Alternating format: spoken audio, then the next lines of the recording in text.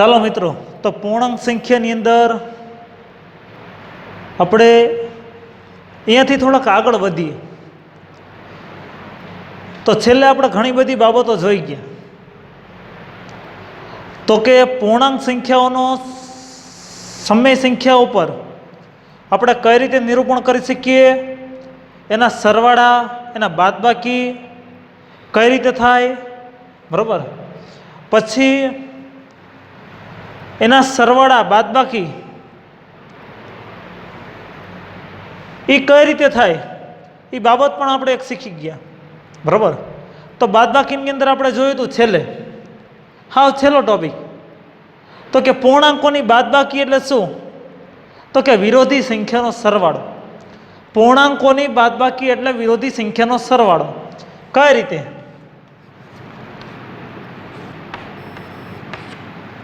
તો આ 3માંથી આપણે ઓછા 2 બાદ કરવાના. 3માંથી ઓછા 2 બાદ કરવાના છે, બરાબર. આવી રીતે હોય તો 3માંથી 2 બાદ કરવાના, પરંતુ આ 3માંથી ઓછા 2 બાદ કરવાના, બરાબર. વિરોધી સંખ્યા એટલે શું? તો કે વિરોધી સંખ્યા એટલે જેનો સરવાળો શૂન્ય આવે તે, જે 2 સંખ્યાનો સરવાળો શૂન્ય થાય તે. હવે 3 માઇનસની જગ્યાએ શું થઈ જશે? પ્લસ, કારણ કે પૂર્ણાંકોની બાદબાકી એટલે વિરોધી સંખ્યાનો સરવાળો. હવે ધ્યાન રાખવાનું, ઓછા 2 તો એની વિરોધી શું થાય? વત્તા 2, બરોબર. આ શીખવાડી દીધેલું.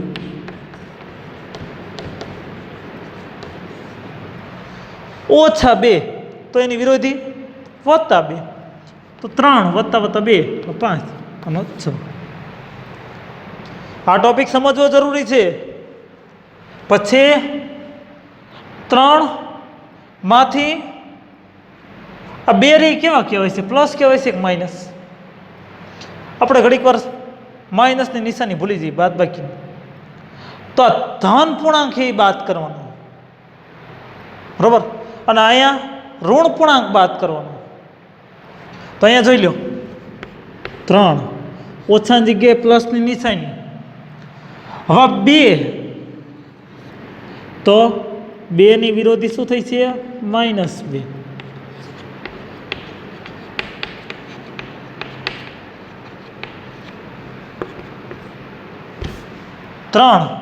ત્રણ કેવા હે? પ્લસ. અને 2 કેવા હે? માઇનસ. તો જ્યારે નિશાની અલગ અલગ હોય ત્યારે શું કરીએ છીએ? તો કે બાદબાકી કરીએ છીએ. ત્યારે આપણે બાદબાકી કરીએ છીએ, 3માંથી 2 બાદ કરો એટલે 1. અને બાદબાકી કરીને આપણે શું કરીએ? તો કે મોટી સંખ્યા નિશાની, તો મોટી સંખ્યા 2 ને માઇનસની છે, તો 3 ને શું છે? પ્લસની, તો પ્લસ છે. ચાલો, બરોબર. આ બાબત યાદ રાખી લેજો. પછી 3 એક વિધાનો રે આપણે સમજવાની જરૂરી.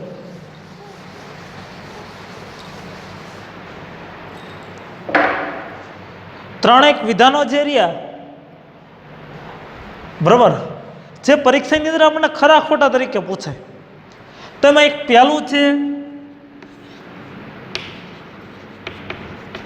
જ્યારે 2 ધન પૂર્ણાંકોનો સરવાળો કરવામાં આવે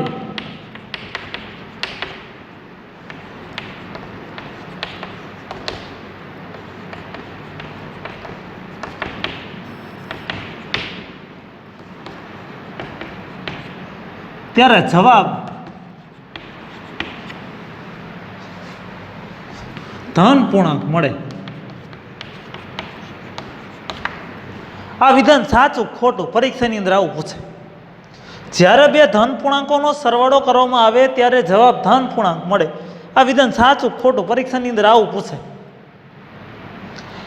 તો 2 ધન પૂર્ણાંક આપણે લઈ લઈ અને પછી નક્કી કરવાનું, ત્યાં લગી નક્કી નહીં કરવાનું. ઉદાહરણ તરીકે આ 3, આ ધન કહેવાય? 2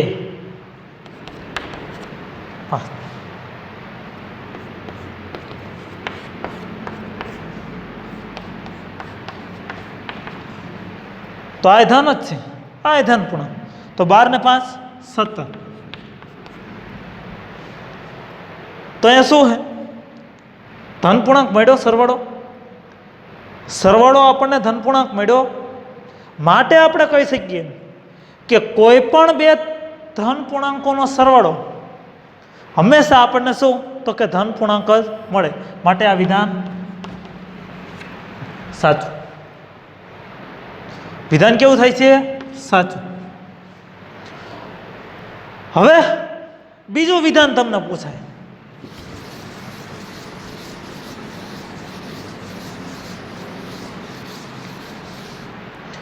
યાદ રાખજો, પરીક્ષાની અંદર આ ભૂલવાની શક્યતા છે. જ્યારે બે ઋણ પૂર્ણાંકોનો સરવાળો કરવામાં આવે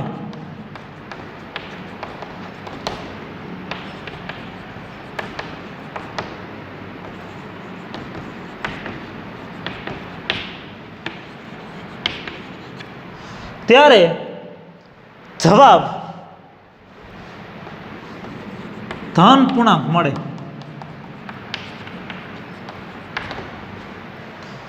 પરીક્ષાની અંદર ભૂલ થવાની ચોખ્ખી સંભાવના. જ્યારે બે ધન પૂર્ણાંકોનો સરવાળો કરવામાં આવે ત્યારે ધન પૂર્ણાંક જ મળે. પરંતુ જ્યારે બે ઋણ પૂર્ણાંકોનો સરવાળો કરવામાં આવે, છઠ્ઠા ધોરણની અંદર આપણે ભણી ગયેલા કે -3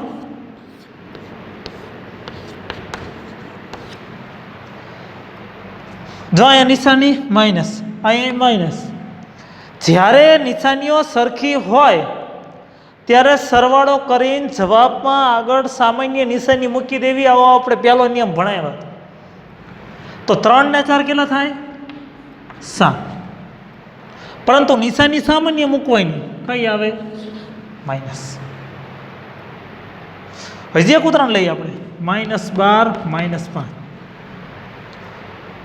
નિશાનીઓ સરખી તો શું કરવાનું? સરવાળો કરો અને જવાબમાં આગળ કઈ નિશાની આવશે? સામાન્ય નિશાની.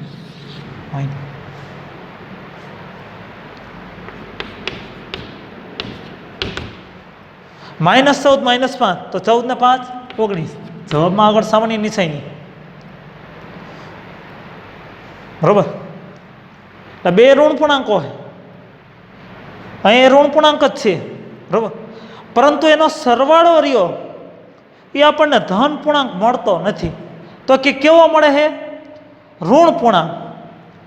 કોઈ પણ બે ઋણ પૂર્ણાંકોનો સરવાળો આપણને કર્યો ત્યારે જવાબ કેવો મળ્યો? તો કે ઋણ પૂર્ણાંક મળ્યો. બરોબર. અહીંયા ઋણ પૂર્ણાંક મળ્યો, અહીંયા ઋણ પૂર્ણાંક મળ્યો, પણ અહીંયા લખ્યું છે શું?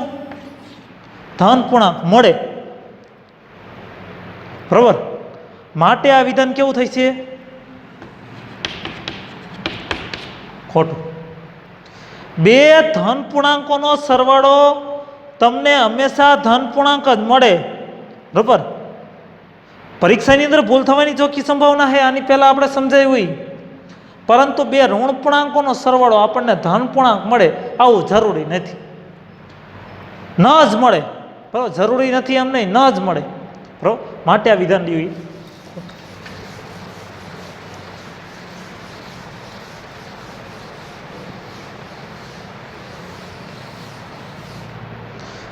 હવે ત્રીજું વિધાન છે જે ખૂબ જ અગત્યનું. જ્યારે એક ધન પૂર્ણાંક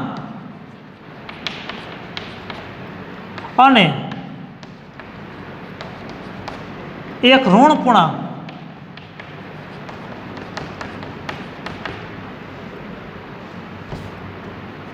નો સરવાળો કરવામાં આવે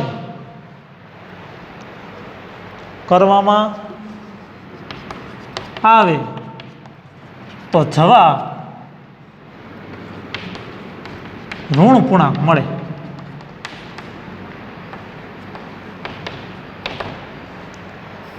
જો હું હોય ને તો પરીક્ષાની અંદર આવો જ પ્રશ્ન પૂછું. આવો પ્રશ્ન પૂછાય ત્યારે આપણે પહેલા ઉદાહરણ સહિત ચેક કરી લેવાનું. તો ઉદાહરણ જોઈ લઈએ.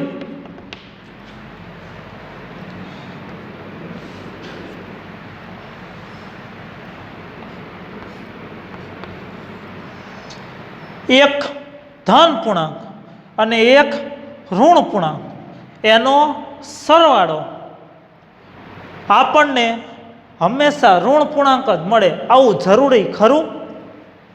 તો જોઈ લે. ક્યાંક મળે અને ક્યાંક ન પણ મળે. બરોબર, તો 5 માં 3 બાદ કરો એટલે 2. મોટી સંખ્યા નિશાની કઈ? પ્લસ. આ ઋણ પૂર્ણાંક નથી મળ્યો, ધન પૂર્ણાંક મળ્યો. હવે -5 વત્તા 3 કરો, એક ઋણ પૂર્ણાંક એક ધન પૂર્ણાંક. બરોબર, તો અહીંયા 5 માં 3 બાદ કરો 2. મોટી સંખ્યા નિશાની તો અહીંયા મળ્યો, પરંતુ અહીંયા ન મળ્યો. એટલે દરેક જગ્યાએ એવું જરૂરી નથી કે એક ધન પૂર્ણાંક અને એક ઋણ પૂર્ણાંકનો સરવાળો કરીએ તો આપણને જવાબ ઋણ પૂર્ણાંક જ મળે. બરાબર, એ સંખ્યા કઈક ધન મોટી છે કે ઋણ મોટી છે આની ઉપર નક્કી થઈ શકે. બરાબર, એટલે આ વિધાન રહ્યું એ ખોટું. 3 વિધાન જો આ પરીક્ષાની અંદર આ પૂછાય એવા છે. સ્પર્ધાત્મક પરીક્ષાની અંદર પણ આવું પૂછાતું હોય, પરંતુ મોટાભાગના વિદ્યાર્થીઓને આના જવાબ ખબર નથી હોતા. બરાબર, એટલે કે કોઈ પણ 2 ધન પૂર્ણાંકોનો સરવાળો હંમેશા ધન પૂર્ણાંક મળે આ વિધાન સાચું. કોઈ પણ 2 ઋણ પૂર્ણાંકોનો સરવાળો આપણને હંમેશા ધન પૂર્ણાંક જ મળે આ વિધાન ખોટું.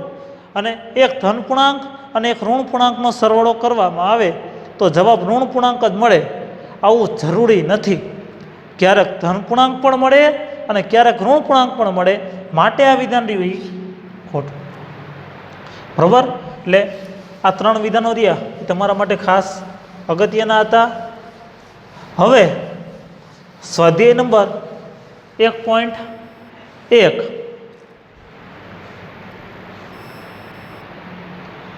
જો તો સ્વાધ્યાય નંબર 1.1 આપણને પહેલો પ્રશ્ન જુઓ. હજો મિત્રો એક આપણે વાત રહી ખાસ યાદ રાખી લઈએ કે સંખ્યા રેખા આપણે 6થા ધોરણની અંદર પણ સમજાવતા હતા અને 7મા ધોરણની અંદર પણ સંખ્યા રેખા આપણે સમજાવી દીધેલી. બરાબર, કે સંખ્યા રેખા ઉપર જમણી બાજુ રહ્યા એ ધન પૂર્ણાંકો આવેલા હોય અને ડાબી બાજુ રહ્યા શૂન્યની ડાબી બાજુએ ઋણ પૂર્ણાંકો આવેલા હોય. જેમ જેમ તમે જમણી બાજુએ જાઓ તેમ સંખ્યા મોટી થતી જાય અને જેમ જેમ સંખ્યા રેખા ઉપર તમે ડાબી બાજુ જાઓ એમ સંખ્યા રહી નાની થતી જાય.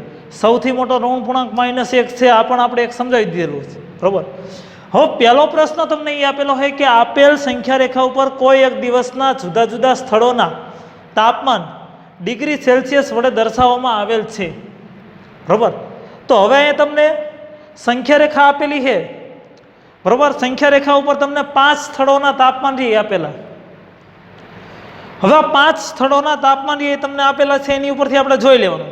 બરાબર, કે 0 પછી 1 2 3 4 5 6 7 8 9 10 11 12 13 14 15 16 17 18 19 20 21 22 23 24 25. બરાબર, એવી જ રીતે ડાબી બાજુ 1 2 3 4 -1 -2 -3 -4 -5. બરાબર, -6 -7 -8 -9 -10 -11 એ રીતે 15 સુધી. બરાબર, આગળ જ્યાં સુધી લખવું હોય ત્યાં સુધી લખી શકાય. હવે આના આધારે આપણે 4 જે તમને પ્રશ્ન આપેલા છે આ પ્રશ્નોના જવાબ આપણે લખવાના. એમાં પહેલો પ્રશ્ન છે એ કરીને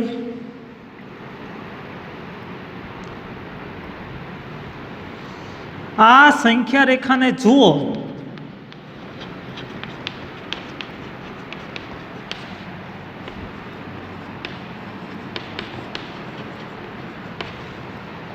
અને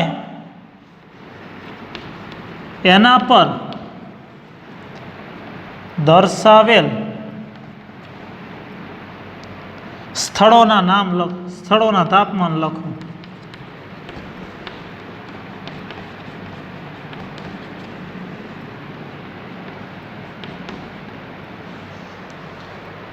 હવે અહીંયા સ્થળ આપણે જોઈ લઈએ તો લાહોલ સ્થિતિ, શ્રીનગર, શિમલા, ઊટી, ઊંટ નહીં ઊટી અને બેંગલુરુ. બરાબર, બેંગ્લોરનું નવું નામ બેંગલુરુ થઈ ગયું. આ બાબત રહી આપણા ધ્યાનમાં હોવી જોઈએ. પછી પહેલું છે લાહોલ સ્થિતિ.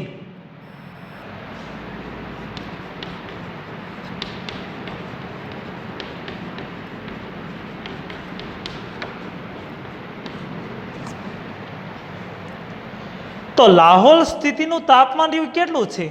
બરાબર, લાહોલ સ્થિતિનું તાપમાન જે રહ્યું એ કેટલું છે? તો જોઈ લો, 0, -1, -2, -3, -4, -5, -6, -7, -8. અહીંયા શું આવશે? -8. આ બાબત રહી આપણા ધ્યાનમાં હોવી જોઈએ. તો લાહોલ સ્થિતિનું તાપમાન રહ્યું એ -8 ડિગ્રી સેલ્સિયસ.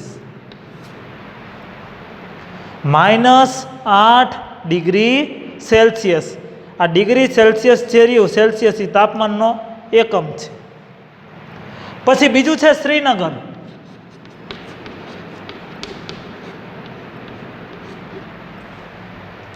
તો શ્રીનગરનું તાપમાન શું થાય છે? 0, -1, -2 અને અહીં શું આવશે? -3.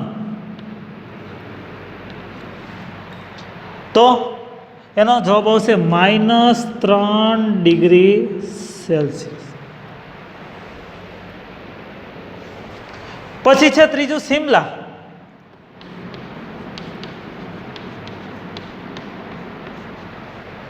તો શિમલા 5 ઉપર જ લખેલું, બરાબર, તો 5 ડિગ્રી સેલ્સિયસ.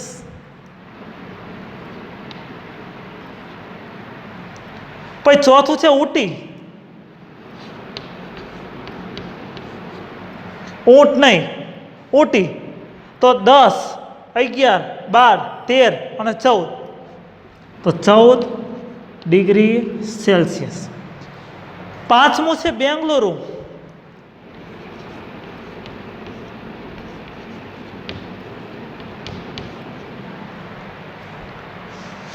વીસ, 21 અને 22 ઉપરથી જો અહીંયા દેખાય તો 22 ડિગ્રી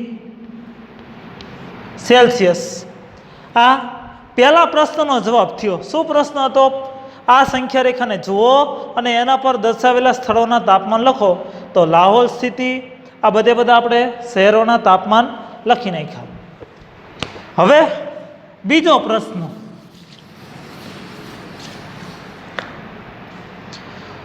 ઉપર આપેલ સ્થળોના તાપમાનમાં સૌથી ગરમ અને સૌથી ઠંડા સ્થળોના તાપમાનનો શું તફાવત છે?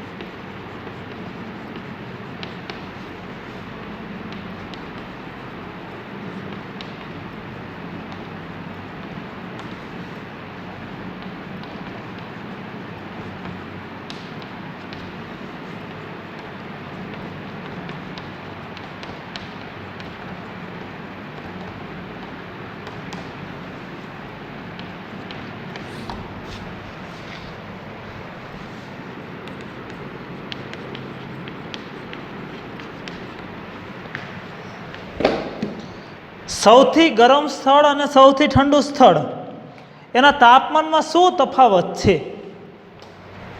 બરાબર, તો પહેલાં તો આપણને એ ખબર હોવી જોઈએ એમ કે સૌથી ગરમ સ્થળ કયું કહેવાય. તો બેંગલુરુ સૌથી વધારેમાં વધારે તાપમાન ધરાવે, બરાબર, એટલે સૌથી વધારેમાં વધારે ગરમ સ્થળ કહેવાય છે. હવે સૌથી ઠંડુ સ્થળ કયું કહેવાય? આમ જાઓ એટલે તાપમાન વધતું જાય અને આમ જાઓ એટલે તાપમાન ઘટતું જાય. તાપમાન ઘટે ઠંડી વધે, બરાબર. હવે શિયાળાના દિવસોમાં તાપમાન ઘટે એટલે શું થાય? ઠંડી વધે, બરાબર. તો આ બાજુ જેમ જેમ આપણે જતા જઈએ એમ તાપમાન ઘટે એટલે ઠંડી વધતી હશે. તો સૌથી જો ઠંડુ સ્થળ કયું હોય છે? લાહોલ સ્થિતિ હોય છે. સૌથી ઠંડુ સ્થળ કયું હોય છે? તો કે લાહોલ સ્થિતિ. એના કરતાં ગરમ છે પાછું શ્રીનગર, પણ સૌથી વધારેમાં વધારે ઠંડુ રહ્યું કયું?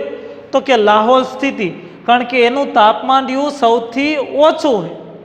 કેટલું? તો કે -8 ડિગ્રી સેલ્સિયસ, બરાબર.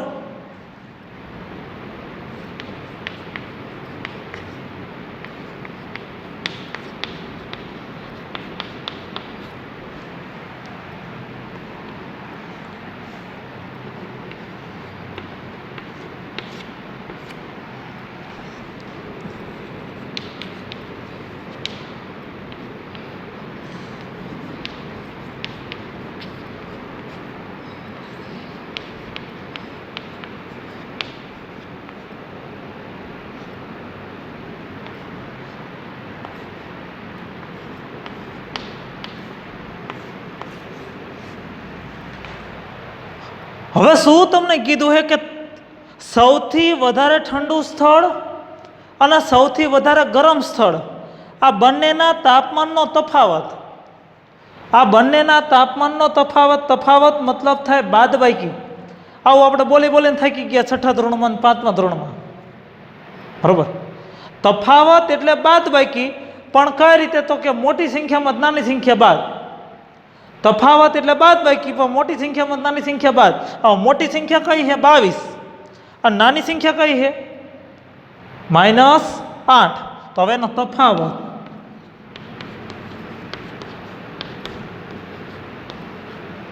22. હવે ધ્યાન રાખજો, તફાવત એટલે શું? તો કે બાદબાકી. તો બાદબાકી. હવે નાની સંખ્યા કઈ છે? -8. તો -8 અહીંયા કૌંસમાં લખવાના. હજી ખબર ન પડ્યો સમજી લ્યો, મોટી સંખ્યા છે 22. હવે તફાવત એટલે બાદબાકી. આ તફાવતની નિશાની કઈ રહી છે? માઇનસ. હવે એમાંથી કેટલા બાદ કરવાના છે? તો કે -8. તો 22, બરાબર. માઇનસ માઇનસ પ્લસ, તો 22 વત્તા 8, તો 22 ને 8 30. તો એનો તફાવત શું થાય છે? 30 ડિગ્રી સેલ્સિયસ. આ એનો જવાબ, બરાબર. સૌથી વધારે ગરમ સ્થળ અને સૌથી વધારે ઠંડુ સ્થળ, આના તાપમાનનો તફાવત. અહીંયા આપણે જોઈ લઈએ, તફાવત કે એટલે બાદબાકી. આ બાદબાકી એટલે કે તફાવતની નિશાની આ મૂકી, બાદબાકીની, બરાબર. એમાંથી કેટલા બાદ કરવાના હતા? તો કે -8, બરાબર.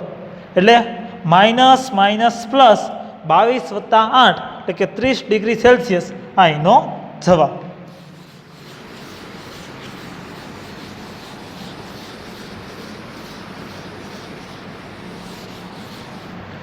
હવે ત્રીજો પ્રશ્ન છે, લાહોલ સ્થિતિ અને શ્રીનગરના તાપમાનમાં શું તફાવત છે?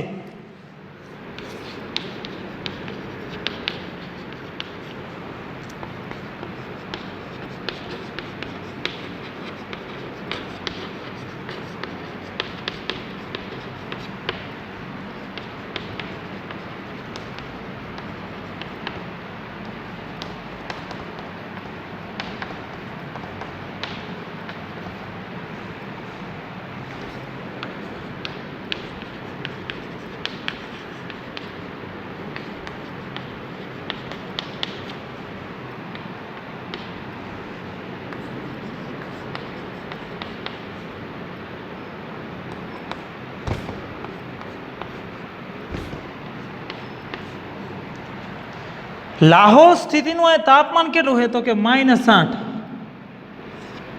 Degree Celsius. અને શ્રીનગરનું તાપમાન શું છે? તો -3 ડિગ્રી સેલ્સિયસ.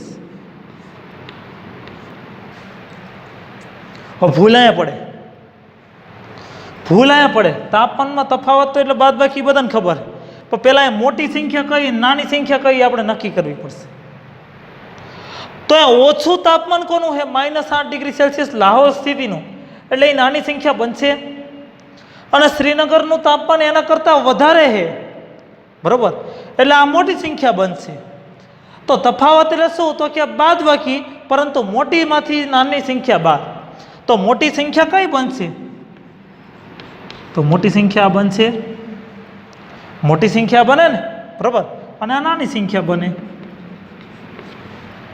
તફાવત એટલે બાદબાકી, પરંતુ મોટી સંખ્યામાંથી નાની સંખ્યા બાદ. તો હવે એના તફાવત જોવી તો -3.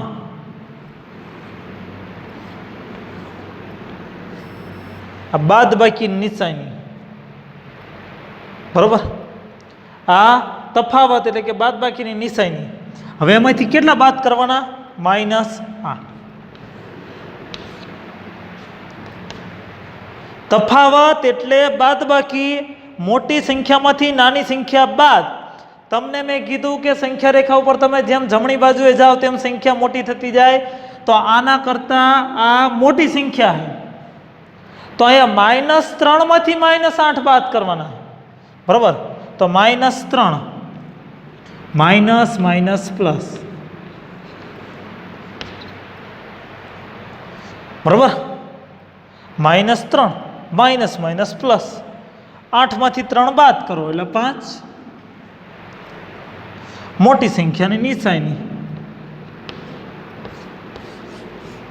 +5 ડિગ્રી સેલ્સિયસ કારણ કે મેં તમને કીધું હતું એમ કે એક નિશાની જ્યારે અલગ અલગ હોય ત્યારે શું કરવાનું તો કે બાદ બાકી અને જવાબમાં આગળ મોટી સંખ્યાની નિશાની તો આનો તફાવત શું આવે +5 ડિગ્રી સેલ્સિયસ.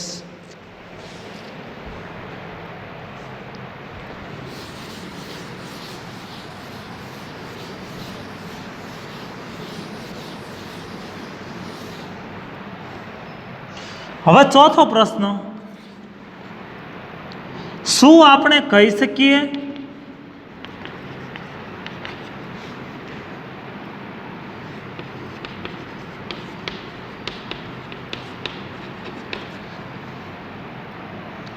કે શ્રીનગર અને શિમલાનું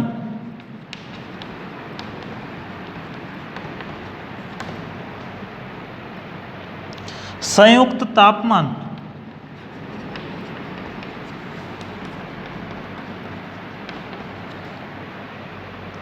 શિમલાના તાપમાન કરતાં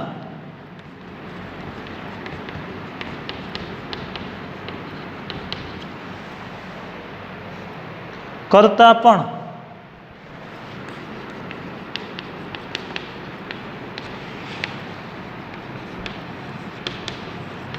ઓછું છે? પ્રશ્નાર્થ શું તે શ્રીનગરના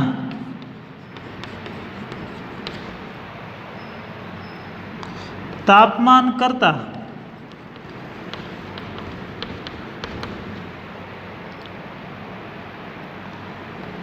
પણ ઓછું છે?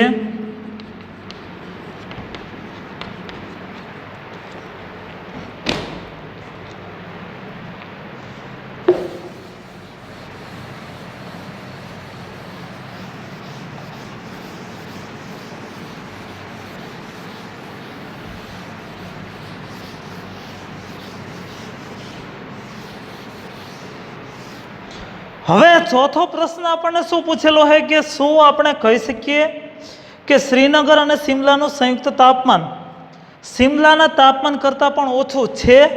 શું તે શ્રીનગરના તાપમાન કરતાં પણ ઓછું છે? તો એનો જવાબ જે રહ્યો એ આપણે લખી લઈએ. તો શું કરવું પડશે? પહેલા શ્રીનગર અને શિમલાનું સંયુક્ત તાપમાન શોધવું પડે.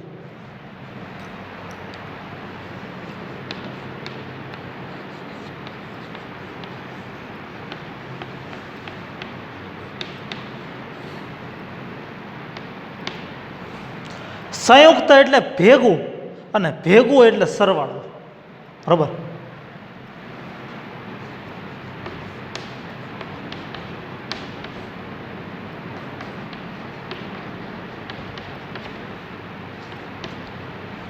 શ્રીનગર તો શ્રીનગરનું કેટલું છે?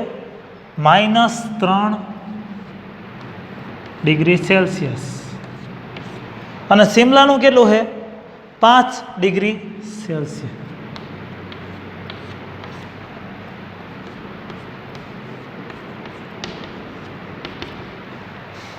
તો અહીંયા જોઈ લો, એક માઇનસ છે, એક પ્લસ છે, અલગ અલગ નિશાની. બરાબર? તો અલગ અલગ નિશાની હોય ત્યારે શું કરીએ? પહેલાં તો આપણે બાદ બાકી અને મોટી સંખ્યાની નિશાની.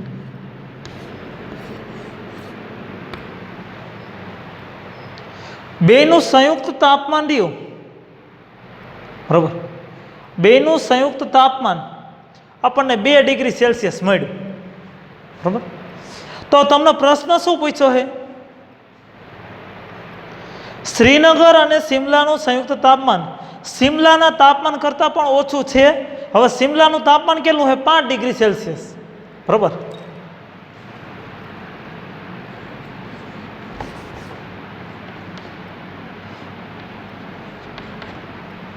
હા, બરાબર.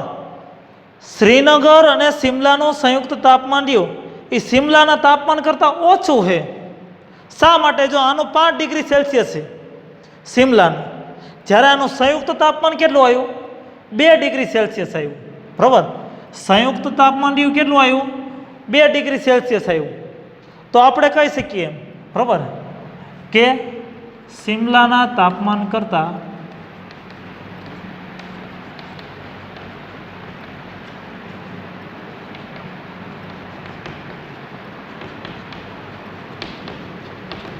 છે. શું તે શ્રીનગરના તાપમાન કરતાં પણ ઓછું છે? તો શ્રીનગરનું તાપમાન કેટલું છે? -3 ડિગ્રી સેલ્સિયસ, બરાબર. જ્યારે આનું કેટલું છે સંયુક્ત તાપમાન? 2 ડિગ્રી સેલ્સિયસ. તો આના કરતાં વધ્યું, આના કરતાં વધ્યું, બરાબર. તો શું જવાબ લખવો પડશે? ના.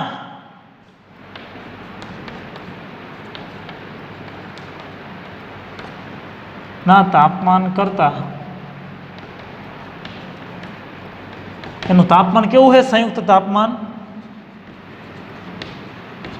વધુ છે.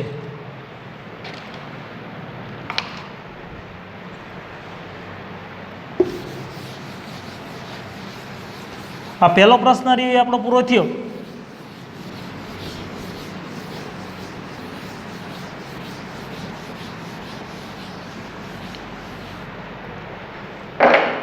હવે આના આધારે લેસનની અંદર તમને 2-3 બાબતો રહી એ આપણે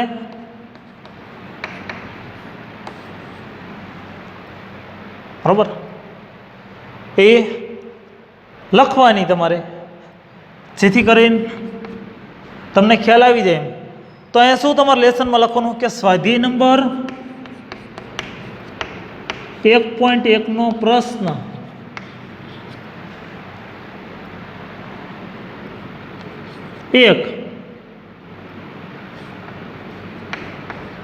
એક વાર લખવું,